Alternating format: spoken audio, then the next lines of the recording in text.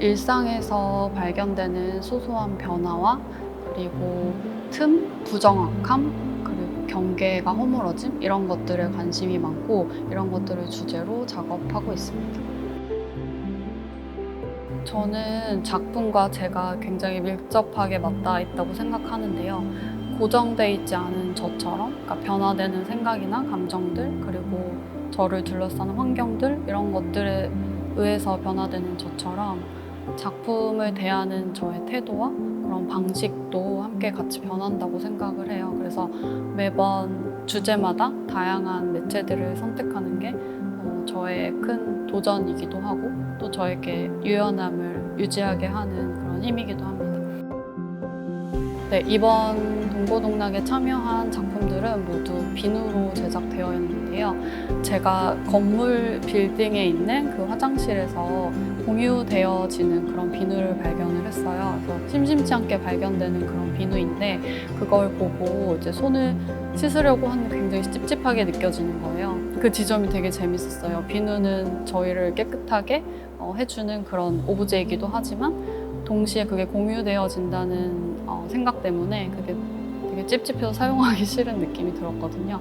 그래서 그런 지점 때문에 이 비누를 사용하게 되었고 제가 전시한 공유되어진 물에서는 제 손에 남아있는 그런 세균과 그런 것들이 제 손길이 다른 데 이렇게 닿을 때 또 다른 사람으로 하여금 또 다른 세균으로 섞여지고 그런 것들이 또 이렇게 퍼지고 이런 현상들을 저는 존재하지만 보이지 않는 것들 그렇지만 그게 존재한다는 거 그리고 존재하지만 또 그게 또 영원하지 않다는 거 그런 것들의 어떤 되게 애매한 경계를 설명을 하고 싶었고요. 그리고 그게 개인이 공유되어지는 뭔가를 사용하면서 그게 공유되어지지만 또 개인의 어떤 거를 찾으려고 하는 거 완전히 개인적이지도 완전히 공유되어지는 것도 아닌 그런 허문 같은 것들을 표현하고 싶었습니다.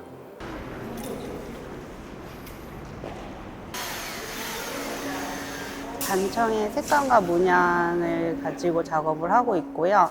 이제 반복 점층, 대칭의 특징을 가지고 있는 문양을 이제 저만의 방법으로 해체하고 재조합하는 과정을 통해 그 입체랑 화면 속의 조형적 균형감을 찾아가는 작업을 하고 있습니다.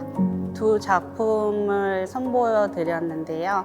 그 첫 작업은 그 무제시 19-20이라는 작업이에요. 19년도부터 20년도까지 제가 차용했던 문양과 색감을 캔버스 안에 저만의 컬러 차트로 담아봤던 작업인데요. 제가 주로 사용하는 캔버스의 표면에 그 저만의 색감과 문양을 그 조형적 균형감을 담아서 표현을 해보려고 했던 저만의 이제 컬러 차트 작업이고요.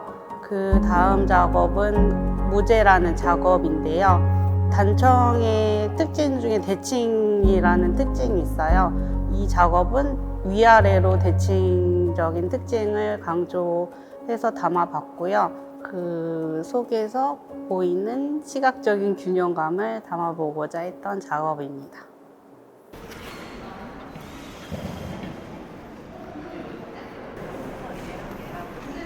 저는 주로 요즘에는 평면 작업 위주로 작업을 쭉 해왔었는데 그거에서 조금 벗어나서 입체랑 그리고 설치 그리고 예를 들어서 뭐 도자기를 이용한 약간 그런 입체 작업까지 섞어가면서 작업을 조금 병행하고 있습니다.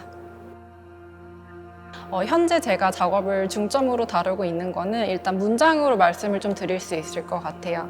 그래서 훌륭했던 과거는 서서히 죽어가는 것이라는 문장으로 일단 시작을 하고요.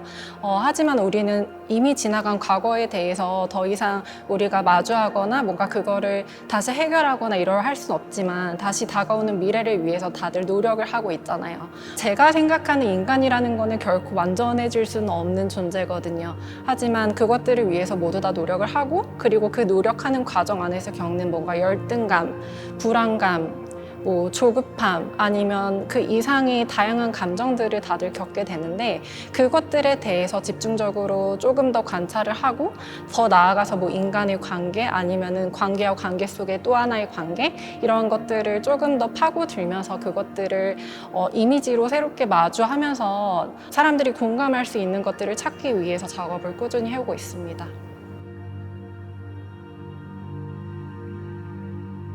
동고동락이라는 사실 전시가 기획된 거잖아요. 청년 기획단도 꾸려지고 어쩌면 저도 청년이기 때문에 이 전시에 참여를 할 수 있었던 거기 때문에 다들 조금 더 공감할 수 있는 이미지들을 모아봤던 것 같아요.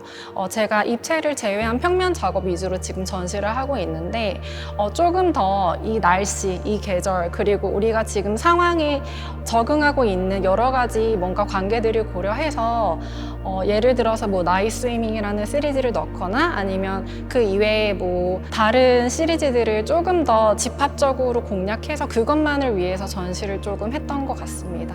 저 같은 경우는 하나의 시리즈로 뭐 1에서 100까지 작업을 한 것도 있고 뭐 아니면 뭐 10개에서 끝낸 작업도 있는데 이것들이 어떻게 보면 저한테 하나의 프로젝트가 될 수 있거든요. 뭐 나이 스위밍이라는 제목이 자꾸 제가 말씀을 드리는데 그 시리즈 안에서는 현재까지 뭐 60, 70개 이상의 작업이 나와 있고요. 나이 스위밍이라는 작업을 개인적으로 저는 굉장히 즐기면서 하고 있고 했었던 기억이 있는데 그게 밤수영이라는 제목이잖아요.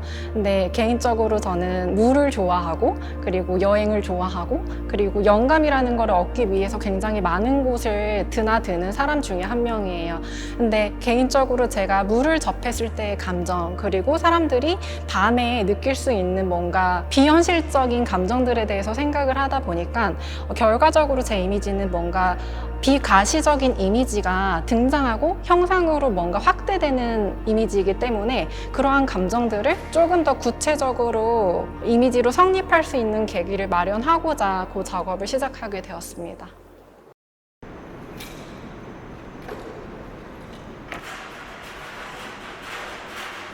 사람들은 살아가면서 다양한 공간에서 일상적인 공간을 마주하면서 매일매일을 살아가고 있어요. 그 공간들은 저희에게 좀 일상적인 저희가 살고 있는 장소들이지만은 또 그게 개인적인 기억의 훌륭한 하나의 연극적인 장소가 되어준다고 생각을 하고 있거든요.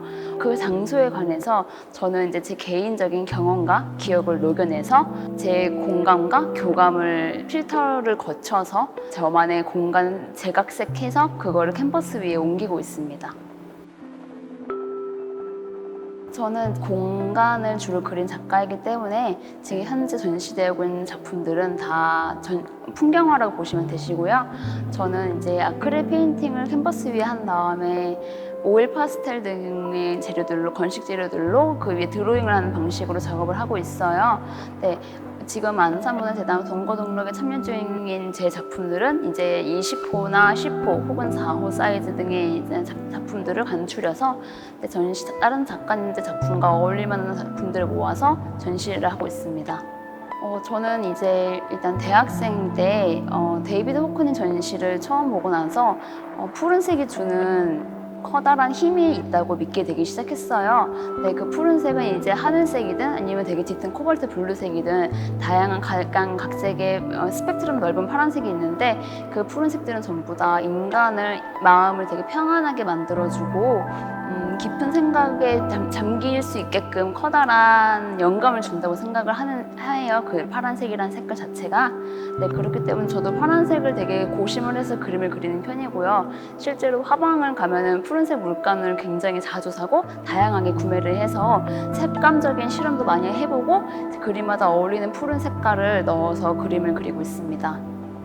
제가 풍경을 그리기 때문에 이제 그 풍경에 대해서 관객분들이 많이들 이제 소감을 많이 얘기해 주시는데 해당 공간에 가보신 분들도 계시고 처음 보는 분들도 많이들 계세요. 그 공간이 익숙하든 낯설든 이제 관객분들이 그 공간에 대한 느낌을 가지고 해당 장소에 이제 스며들어 가셔서 이제 온전히 자기 자신만을 만날 수 있는 자기 자신을 사유할 수 있고 생각해 볼 수 있는 고유의 산책의 시간을 가지셨으면 하는 마음으로 그림을 그리고 있습니다.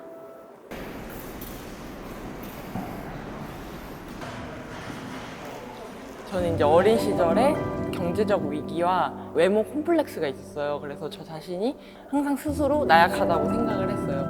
그래서 제가 외적, 내적으로 이제 변신하고 싶다는 욕구가 항상 갖고 있었는데 그거를 약한 동물에 투영을 했어요, 저 자신을. 그래서 약한 동물을 무기를 달아주고 그다음에 얼굴도 이제 험상궂게 만들고 이렇게 변형을 시켜서 강인한 존재로 진화시키는 그런 주제를 갖고 있고 그 작품으로 제 바람을 이루는 느낌으로 제작을 하고 있습니다.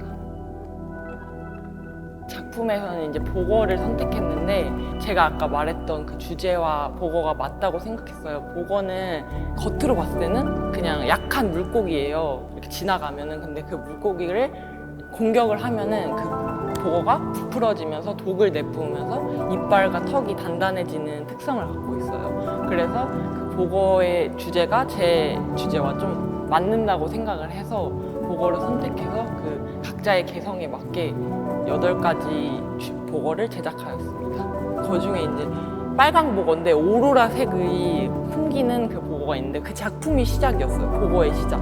그게 이제 처음에 내용의 주제가 보거는 나약하고 약하다고 생각했는데 막 가시랑 찡 이런 걸 다 박아서 좀 험상궂고 강하게 표현을 하면서 시작이 됐어요. 좀 애니메이션 이런 쪽에도 제가 관심 많고 이래서 거기서 캐셔보거라고 이상한 나라의 앨리스에서 캐셔라는 그 주인공을 가져와서 제작하게 되었고 좀 강한 애니메이션 주인공들도 좀 넣어주고 이렇게 표현을 했어요.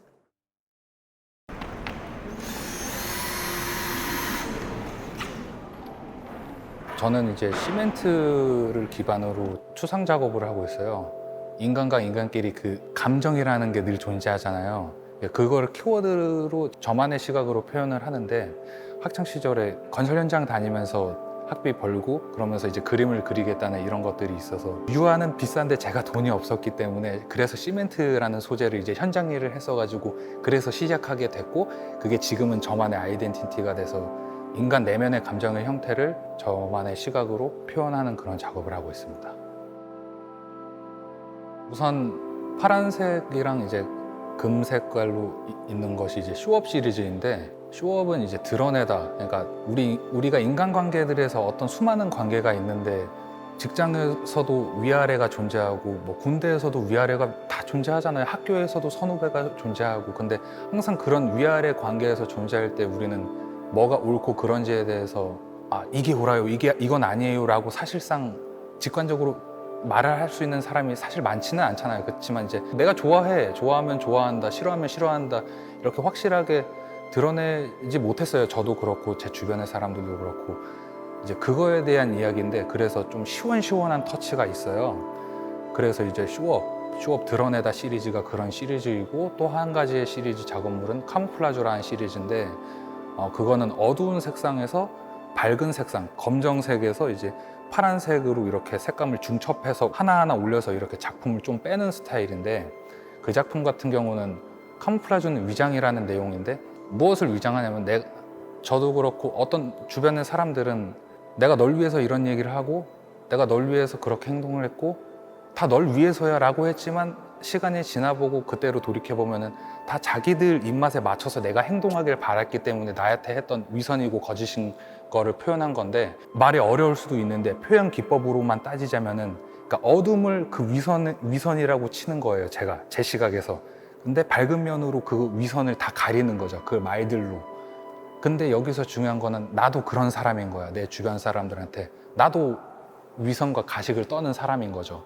그러니까 우리는 죽을 때까지 이 가식과 위선을 그만둘 수는 없는데 절대 그만둘 수는 없는데 최대한 우리 가까운 뭐 가족이나 친구들한테만큼이라도 최대한 그 위선을 덜 떨어야 된다.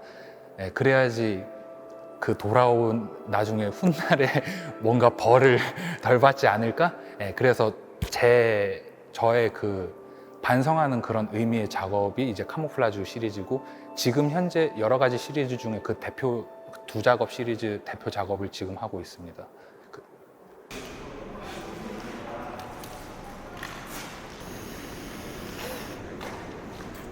이전 작업에서는 제가 이제 경험했던 부분 중에서 좀 새로웠던 부분, 낯선 부분 이런 부분을 좀 더 드러내보고 싶었고 앞으로의 작업에서는 좀 일상에서 우리가 흔히 놓치고 있는 것들 이런 것들을 주제로 해보려고 하고 있어요. 기존에 고민했던 것들이 특정 대상을 드러내는 것과 또 추상적으로 해체되는 과정 이 두 가지에 관심이 있었어서 이제 그걸 반복적으로 그려나가면서 부분적으로 추상화하게 되기도 하고 어떤 대상이 드러나기도 하고 이런 작업들을 주로 하고 있습니다.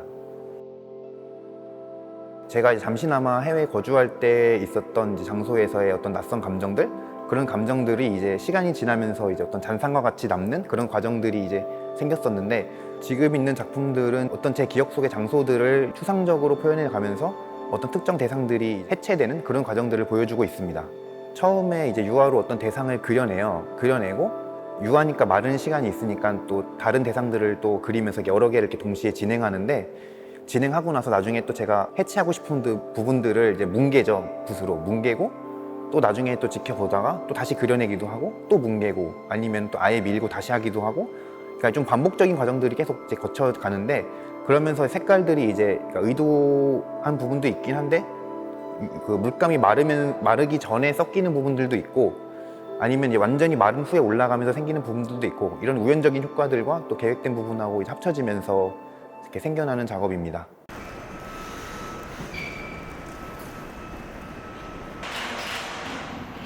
제 작품은 제 자화상을 그리고 있거든요. 단순히 제 자신을 그린 자화상이 아니고 밀레니엄 세대의 한 개인이자 일원으로서 저를 그리는 게 저희 세대들의 모습을 보여주는 것이라고 저는 생각을 했어요. 제 작품들을 보면은 허름한 구조물이라든지 아니면 골목길에서 있는 제 자신의 모습, 자화상들이 많은데 일종의 그런 공간에 있을 때 보면은 이런 현실적으로 느끼는 이런 압박감들과 뭔가 그런 것들이 너무 현실적으로 다가와서 진짜 같지 않다고 느껴질 때가 있거든요, 이 현실. 그래서 뭔가 이게 좀 가짜가 아닌가 싶을 때가 있는데 근데 오히려 그런 허름한 구조물과 이런 옛날 골목길 뭐 이런 데를 가면은 그런 것들은 항상 이제 도시 안에 있어서 그런 구조물들의 이제 시간의 흔적들이라든지 부식된 것들 뭐 그런 걸 보면은 진짜 같은 느낌을 받을 때가 있어요. 그런 것들이 약간 어떻게 보면은 거짓된 것과 약간 진짜 같은 것 사이에 경계에 있다고 저는 느껴서 꼭 그런 데 가면 그리고 또 제 자신이 꼭 길을 잃을 것 같은 느낌을 들 때도 많거든요. 골목길 같은 데 보면 약간 저희가 길을 잘못 들기도 하잖아요. 약간 방황하기도 하고. 요즘에 약간 현실과 이런 것들에서 약간 좀 방황하고 있는 제 모습이 그런 데인 것 같더라고요. 그러니까 뭔가 그런 데 가면 약간 좀 불안한 감정도 막 들고 하거든요. 저희 세대들의 모습일 수도 있다, 동세대들의. 그래서 제가 뭔가 그 속에 있는 제 자신의 모습을 그렸습니다.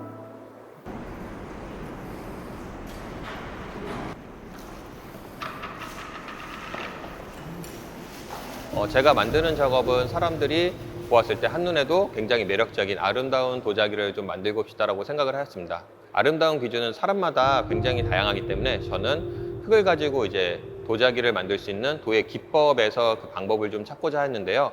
우리가 흔히 우리 흙을 가지고 기를 만들 때 사용하는 기법은 이제 물레 성형이 있는데 물레를 가지고 흙을 성형하고 이제 거기서 깎아나가는 정형 단계가 있습니다. 그 정형 단계에서 제가 표면을 곡선, 직선 혹은 이제 다양한 각도 변화에 따라서 형태를 만들어 나가는데 그 가진 형태가 제가 보기엔 가장 아름다운 도자기로 보여질 수 있다라고 생각을 하고 그렇게 연구를 하고 작품 활동을 하고 있습니다.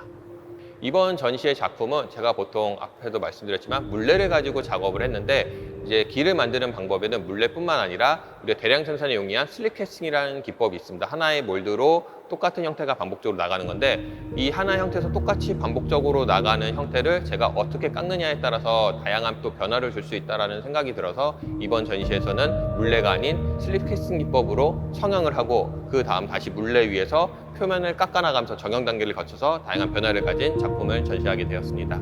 제 작품에서는 사람들이 봤을 때 굉장히 아름답다 혹은 멋지다, 예쁘다 이런 식으로 시각적인 효과를 굉장히 중요하게 생각합니다. 1차적으로는 시각적인 효과고 그 다음에는 이 작품이 어찌됐든 저는 실용기와 혹은 이제 예술 작품 사이에 있는 작품들이라고 생각을 해서 활용도, 이제 실용도를 최소 20, 30% 정도는 활용할 수 있는 기능성을 부여하는 것을 중요시 생각하고 있습니다.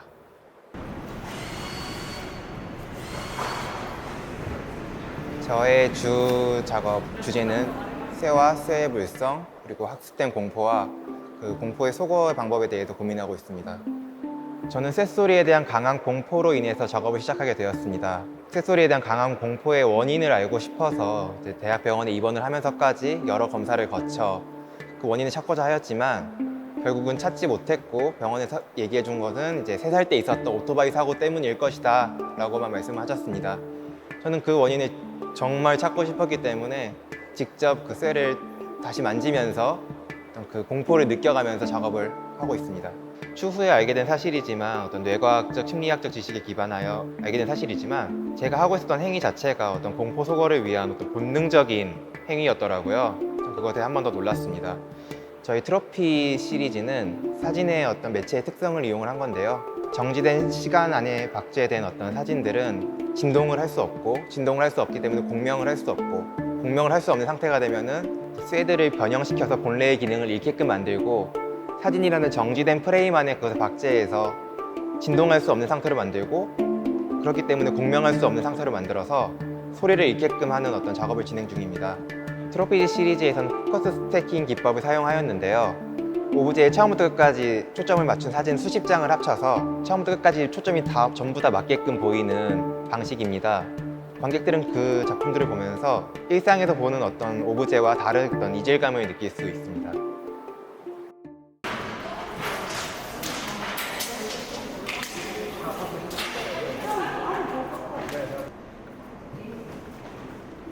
저는 작업을 통해서 대상 속 존재하는 보이지 않는 것들에 대해서 이야기하는데요. 보이지 않는 것이란 한마디로 정의할 수는 없겠지만 한 개인이 갖는 자아의식이나 집단이 추구하고자 하는 공동의 가치 같은 거를 예로 들 수 있을 거라고 생각하는데요. 이런 보이지 않는 것을 작업을 통해서 자연석으로 비유해서 표현하고 있어요. 자연석은 오랜 시간 동안 주변의 환경을 반영하면서 부르고 불러서 저마다의 형질을 갖게 되는데요. 이런 점에서 오랜 시간 동안 여러 가지 경험이 축적되면서 저마다의 판단 기준을 갖게 되는 보이지 않는 내면의 모습과 유사함을 발견하고 둘을 은유하여 표현하고 있습니다. 작업에서 자연석이 이제 용접된 철 구조물이랑 같이 보여지는데요. 이 구조물은 한 개인의 시간을 담는 집이라는 장소로 한 개인을 상징하는 역할을 하고 더 나아가서는 사회의 역사를 담는 장소로서 사회의 모습을 보여주는 역할을 합니다. 전시장에 보시면 보이지 않는 것들 응축 시리즈라는 작업이 있어요. 거기에 있는 이제 노란 건물이 독일의 국회의사당 건물인데 그 작업은 같은 해에 우리나라의 서대문 형무소를 모티브로 작업한 작업의 연작이에요. 그래서 이제 두 장소가 각 나라의 역사를 잘 보여주고 있고 그 안에 많은 의미들을 함축하고 있다고 생각해요. 그래서 작품을 보시면은 장소 안으로 자연석이 투시되어 보여지는데 자연석은 실로 지탱되어 있어요. 지탱하고 있는 실들은 그 장소 안에서 발생한 무수히 많은 사건들과 여러 관계들을 의미하고 있고요. 한 올 한 올의 실들은 약하지만 모이면 강한 힘을 발휘하는데 그것을 통해서 옛날부터 지금까지 지켜오고자 한 가치들에 대해서 이야기하고자 하였습니다.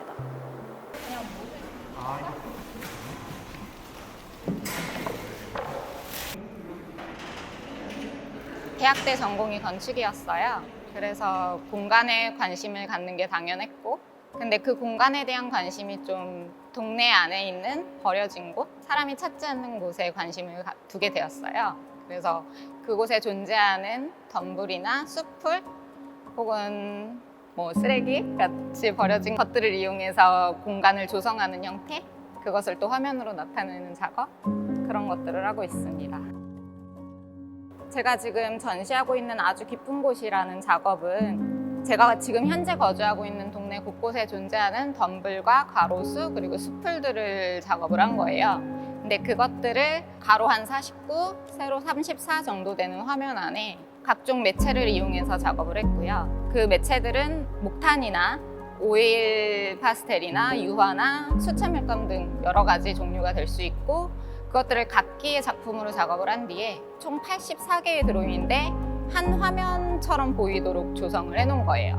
그러면은 동네 곳곳에 존재했던 작은 드로잉들이 하나로 모여졌을 때 공간을 채우는 가득한 어두운 숲 같은 경험을 드리고자 작업을 진행했던 것입니다. 배치는 작업을 처음 시작했을 때 빛을 받는 부분과 어두운 부분이 두 개 다 존재했으면 좋겠다라고 생각을 했었고요. 그래서 왼편에는 빛을 받은 부분, 작은 드로잉을 했을 때 좀 더 밝게 나온 부분들을 배치를 했고요. 어두운 부분들은 밤에 찍은 덤불 사진들 혹은 밤에 봤던 어두운 깊은 덤불의 구멍들을 드로잉한 것들을 배치를 했어요. 그래서 그렇게 작업한 이유는 기본적인 전체 드로잉이 공간에 들어섰을 때 어두운 공간 부분이 마치 깊은 문처럼 보이길 원했거든요. 그래서 밝은 부분과 어두운 부분이 대비가 돼서 여기는 마치 크기도 그렇고 내가 들어갈 수 있는 깊은 구멍이구나 라는 생각이 들도록 하고 싶었어요.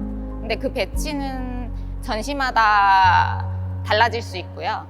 어떤 경우에는 한 줄만 벽에 걸어놓고 나머지를 바닥에 놓은 상태에서 바닥에 빠진 깊은 구멍이라고 생각을 하실 수도 있고, 그리고 제 작업의 중간중간 들어간 파란 부분들은 빠질 수 있는 부분들이에요. 그랬을 때 그 비어있는 조각들에 대한 상상도 유도해낼 수 있고, 그런 식으로 다양하게 연출하고 싶어서 작은 드로잉들의 조합으로 결론을 지어서 작업했습니다.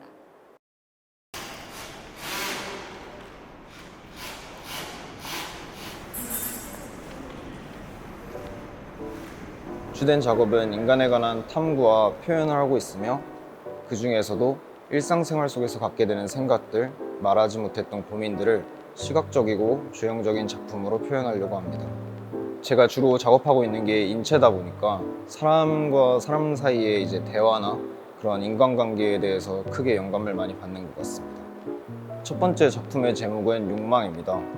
세상을 살아가면서 사람마다 추구하는 가치와 욕망의 대상은 다 다르다고 생각합니다. 개개인에 따라서 물질, 명예, 건강 등 추구하는 가치는 다 다르지만 현재 상황보다 더 높은 위치에 있고자 하는 인간의 욕망만큼은 공통적인 목표라고 생각했습니다.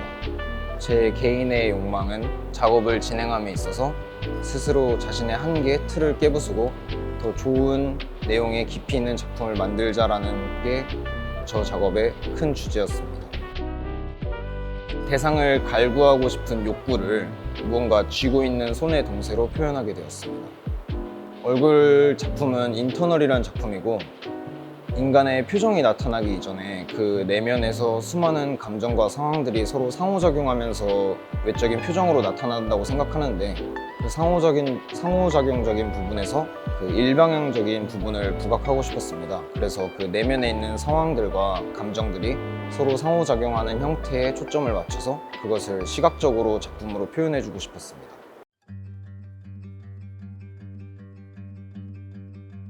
주로 자연물이 아닌 인공물을 작업하고 있고 마을이나 도시 등 사람이 직접 지은 것들을 소재로 해서 답사하면서 작업 진행하고 있습니다.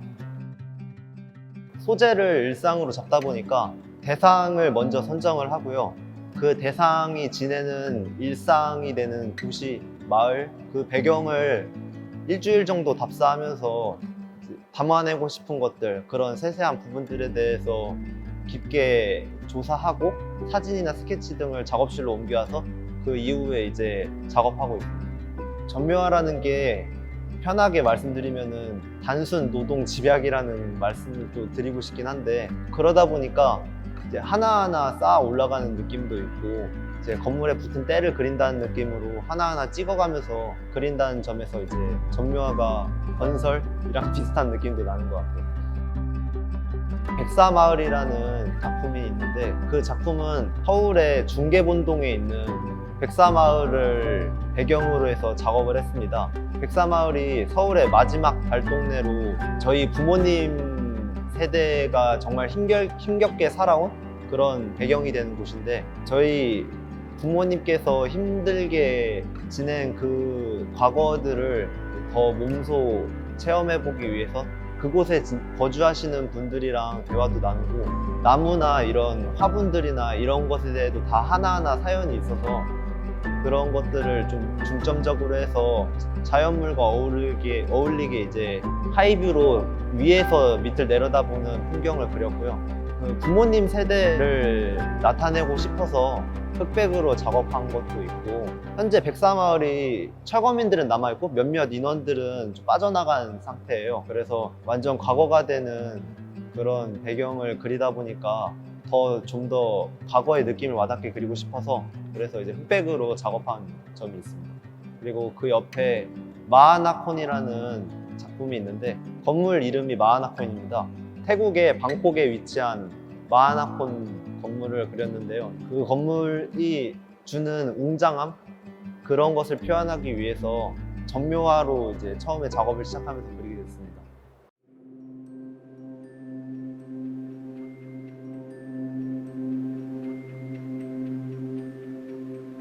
이번 전시에서 일단 안산이라는 도시가 문화예술적으로 굉장히 좀 중심 혹은 이제 활발한 활동을 하는 도시로 알고 있습니다. 그래서 이번 기회에서 안산에서 이제 전시를 한 게 굉장히 좀 뜻깊었고, 코로나로 인해서 예술가들끼리 교류할 수 있는 자리가 많이 적어졌습니다. 그런 자리가 저는 되게 절실했고요. 저희 같이 이제 처음 작가의 길을 걷기 위해서 신진으로 활동하려는 작가들한테는 동고동락처럼 이렇게 전시를 기획하고 참여한다는 것 자체가 되게 큰 기회라고 생각을 하는데, 사실상 이제 많이 대중들에게 알려지지도 않았고 자기 자신이 스스로 작품을 알리고 작품을 선보여야 되는 기회를 찾아서 해야 되기 때문에 마침 정말 이렇게 청년을 위한, 청년 예술가들을 위한 지원 사업이 있다고 해서 굉장히 반가운 기분이었고, 그냥 다른 기획분들이 아니라 제 나이 또래 같은 방향성을 찾고 있는 사람들이 준비한 전시이기 때문에 에너지를 많이 느꼈던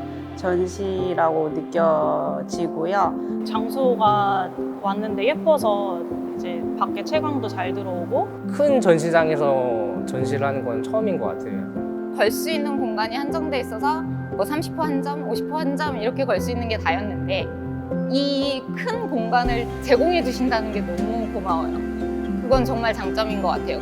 꼭 회화가 아니고 입체 작가님들도 계시고 사진하시는 작가님도 계시고 그런 작가님들이랑 작업하고 전시한다는 게 그 설치할 때 다 작가들끼리 다 같이 이렇게 으쌰으쌰 하면서 그것 자체가 저는 제일 좋았고, 사업 담당자님께서 저를 이렇게 너무 제가 이제 자존감이 좀 떨어졌을 때 잘하셨어요 막 이러면서 해주셔서 제가 너무 이제 막 더 열심히 자랑스럽게 할 수 있었고, 그리고 이제 앞으로 해가 지나면서 좀 더 많은 신진 작가분들에게 더 도움이 되는 그런 프로젝트가 됐으면 좋겠고, 이런 지원 사업들이 많이 늘어날수록 예술가들이 지속할 수 있는 어떤 힘이 생긴다고 생각합니다.